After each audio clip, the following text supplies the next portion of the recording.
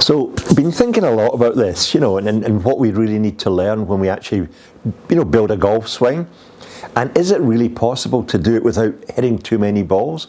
And I really do think it is. I mean, there's nothing more really worse really in golf terms when you think about it than going up to the golf range, hitting lots of balls, and halfway through you're thinking, I don't really know what I'm doing here.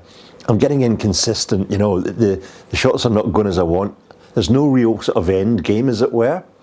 And remember, and I keep thinking to myself, that the actual real core fundamentals are actually very basic. Those fundamentals that all good players are actually doing. And remember, it's all built around this body turn.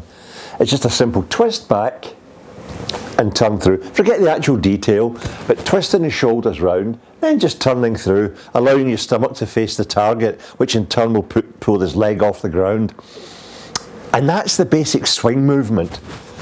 Around, your shoulders are twisting around your spine. Around we go, and then through.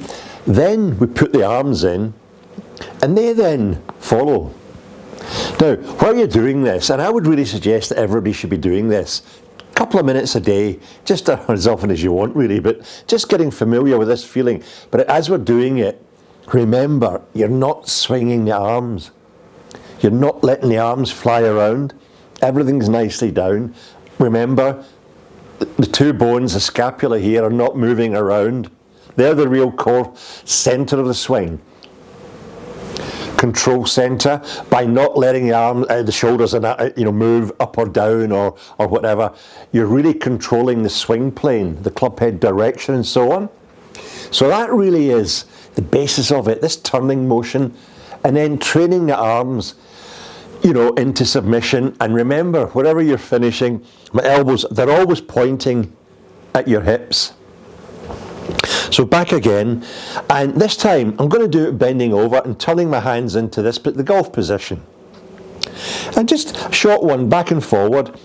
What I'm now getting the feel for is where the strike comes from. And if I'm quite relaxed here and swing back and forward, I can feel my wrists wanting to hinge. The dead weight of the hands is actually doing that for you. But there's no turning, there's no rotational movement. So actually my wrists are, if I exaggerate it, my hands are hinging this way and this way. That's the correct wrist hinge, back and forward. So I'd like you to try that. Just set the arms together, bending forward. Let your arms rest on your chest, bending forward. Then just start to turn back and forward. But get that feeling of how your hands are actually working here. That same rhythm, left, right, and you feel your hands hinging back and forward, back through. When you stop here, I can see the knuckles of my right hand through here, knuckles of the left hand.